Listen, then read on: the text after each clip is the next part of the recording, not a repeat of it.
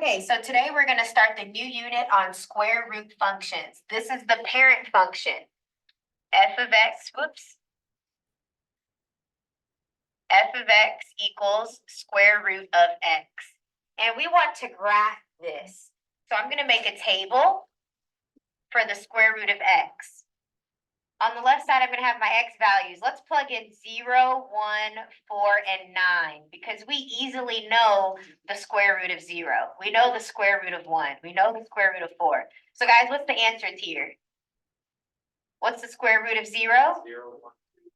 Yep, 0, 1, 2, and 3. We're just plugging in these numbers. The square root of 4 is 2. The square root of 9 is 3. So that is how we're making our table. Go ahead and plot those points.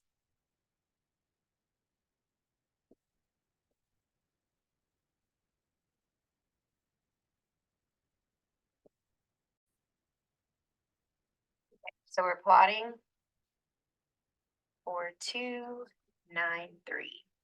All right, so this is your square root parent function. Your domain, help me out, what is it? Noah?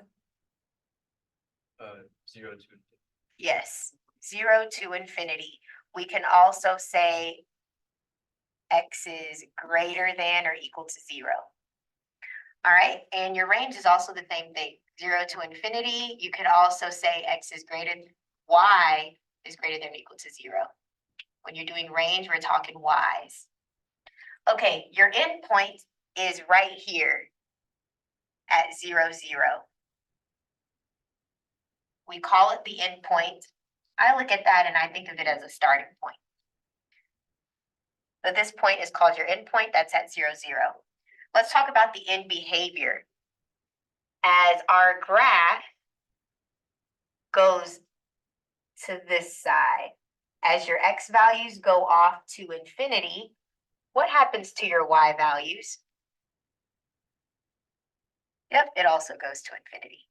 Okay, now look, as your x value travels to the end point, as it goes to the end point, which is at 0, where is your y value going? Because it stops right here. Also 0. So that is the parent function. Let's look at an example that's been transformed. Oh, before we do transformations, let's take notes on it. This is a review. Your H is the what kind of shift? Good. Horizontal.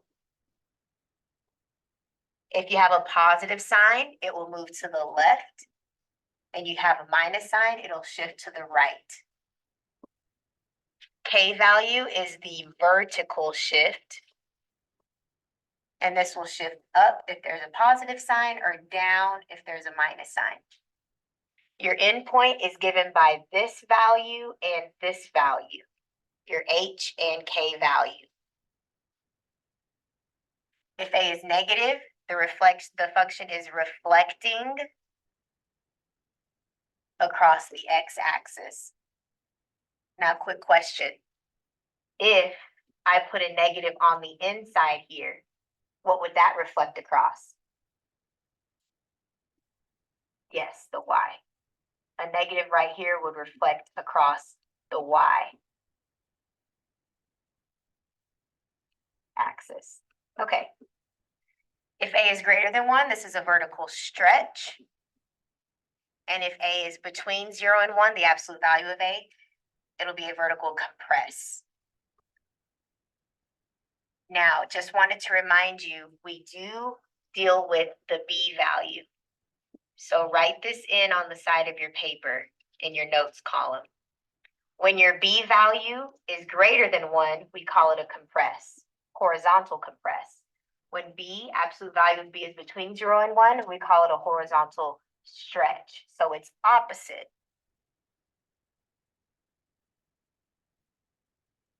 And remember, things get crazy when you're inside of the square root symbol.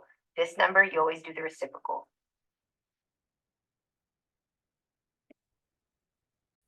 Okay, I'm going to do this one right here. This in the front means I'm going to have a vertical what? Good. By Yep. This goes, it's opposite, it's crazy. There we go, right 2. Down 6. And here we're gonna write an equation. So we're doing the square root function. It reflects across the x-axis, so while I put it inside or outside? Outside. Okay. This went left 7. So what do I put? Always opposite when you're underneath the square root symbol. Opposite of what you would normally think. And it went down 1. There we go. Okay, so Noah, can you tell me the transformations here? Yes, go ahead and write that down. Reflect across or over the y-axis. And that -3 on there. Nice. Okay, so remember the parent function, we did 0, 1, 4, and 9. The square root of 0 is 0. The square root of 1 is 1. Square root of 4 is 2. Square root of 9 is 3. Since we are underneath the radical symbol, all of these transformations are going to affect the x values. Okay, so normally your parent function, it looks like this, but you just told me that we reflect over the y-axis. This is the y-axis, so we're going to reflect across it. It's a mirror image. Now it's facing that way. And then you went to the right 3 spaces. So instead of being here, now you start here. And it's still facing that way. So this is what your new graph looks like. And we'll perfect it by getting the actual points, but it'll look something like that. Okay, so let's go ahead and transform these points. First, whenever you reflect across the y-axis, normally it looks like this. Now it looks like this. So all of these x values are now negative. So we're going to multiply this x side by -1. So we're going to multiply by -1. So let's go ahead and do that.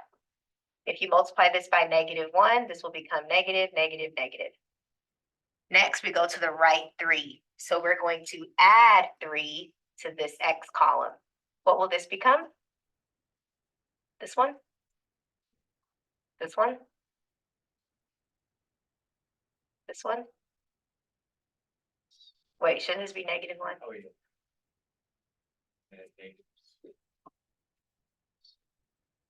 Yep.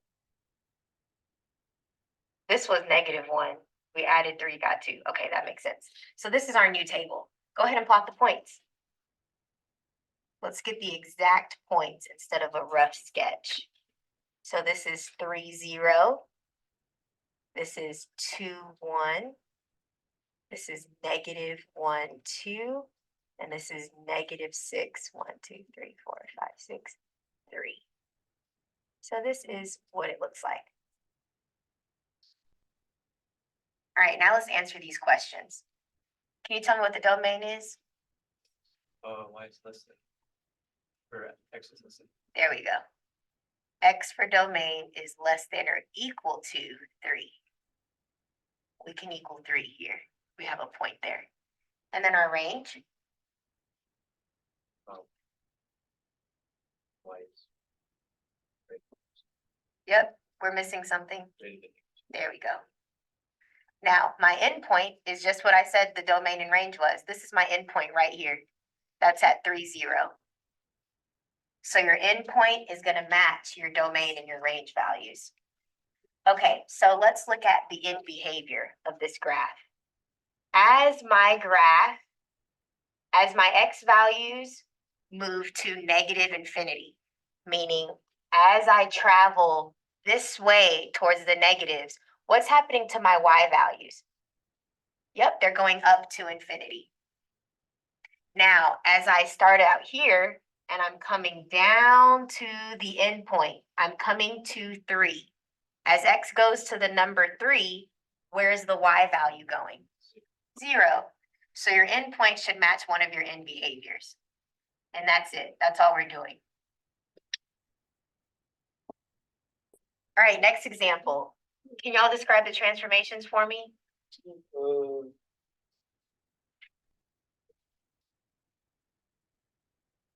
Horizontal, what? Wait, but it's. Uh-huh, Oh. it's good. horizontal. There we go. Wait, what? It's under the back. Anything that's under the radical affects your graph horizontally, meaning it's either a horizontal stretch or compress, or it moved left or right. Why is it- So compress because we always flip it. We always do the reciprocal. So now since it's 1/2, it's a compress. All right, so this affects the graph on the X side. So let me write the parent graph. This will stay the same, the table, I mean. All right, now let's transform it. This affects the graph horizontally. That's the X side. So we're gonna multiply all of these values by 1/2. So when I do that, this will stay 0. This will become 0.5. This will become 2, and this will become 4.5. Go ahead and graph those points. I'm gonna stop here. You guys can do the rest. Y'all can figure this part out. All right, guys, this is the answers. These are the answers. Notice, guys, your endpoint will always match what your domain and range is and what one of the end behaviors will be. Okay? Your endpoint, if it doesn't shift left or right, then your endpoint will not change. If you have something like this, x plus 3 minus 2, what are the transformations for this? Left, three, yeah. Yes, left 3, down 2. So that means your graph would look something like this. It moves left 3, then down 2. That would be your new starting point or your new ending point. Okay? All right. Now we're going to move into solving square root equations. These are the steps. Let's go ahead and do an example. I'll do number 7. Thank you. So we have root 4 of 8k plus 12 minus 9 equals negative 11. All right. So guys, can y'all go ahead and read what is the first step? Isolate the radical. Yes, thank you. So first we're going to isolate.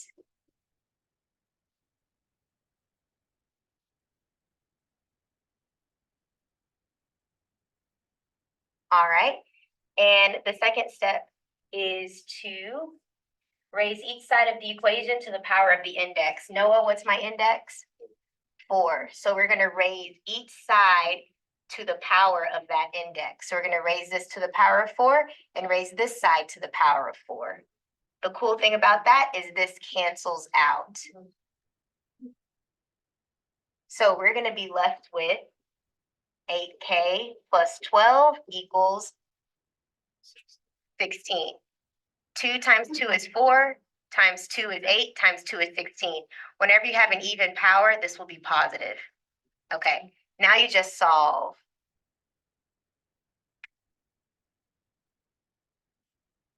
And I'm going fast because we actually did this already. I'm just doing it for the sake of the video. All right. Now, this was our answer that we solved for. We have to go back and make sure that it makes sense when we plug it back in. So when I plug it back in,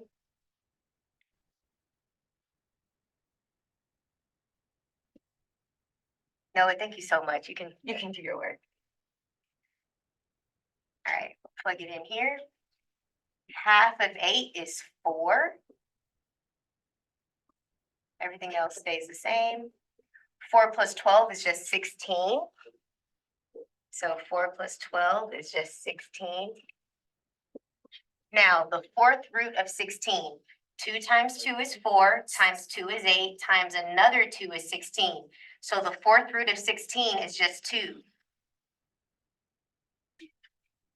And does 2 minus 9, oh, this is supposed to be a negative 11. Okay, does 2 minus 9 equal negative 11? No, so that means this is not a solution. We do not have a solution. We plugged in our answer, or what we thought was our answer. When we plugged it back in, it made no sense. So that is no solution. Read it to me, please. The square root of 6m plus the square root of 8 equals m. Equals m minus 5. Yes. Okay, so the square root symbol is already isolated. How do I get rid of a square root? Square. By squaring it. That cancels out. I also need to square this side, the entire side, not just this 5, the entire side. Okay, what we are left with is 6m minus 38. M minus 5 squared means I have the same thing 2 times. Do y'all have it from here? Did y'all get this far? Okay. So this will be m squared minus 5m minus 5m plus 25 equals 6m minus 38.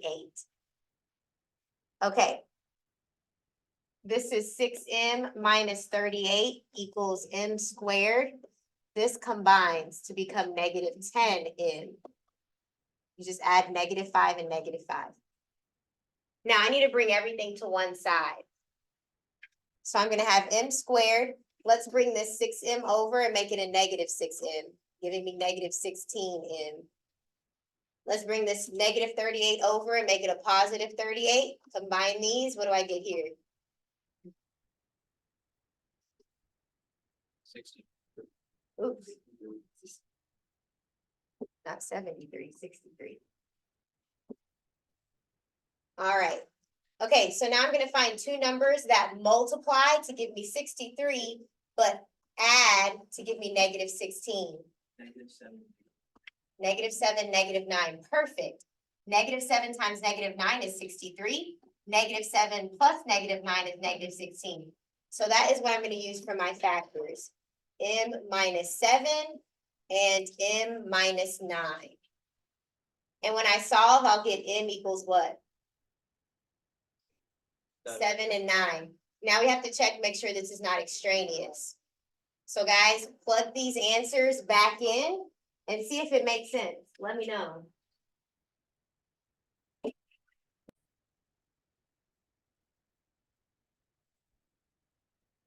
You think you need that for me?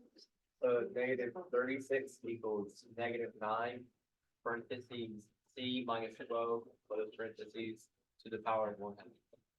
Perfect. Okay, I'm just gonna go through this, make sure y'all have the process down. What do I do first? Divide by negative. There you go. So this becomes a 4. And we're here. To get rid of 1/2, how do you think we're gonna get rid of it? Square root. Square root? Square. Square. Because guys, remember, x to the 1/2 is the same thing as a square root of x. So if you just square root it again, that would be 1. Yeah. Just multiply this by 2. Right? Half of 2 is just 1. Y'all get what I'm saying? Yeah. So you square both sides. Square this side too. So this will become 16 equals c minus 12. And from there you just solve. You add 12 to both sides. What's that, 28? Nice. But don't just box it, all confident. What do we have to do? Extraneous solution. check. Is it extraneous? Yep, we have to check if it's extraneous. Yes.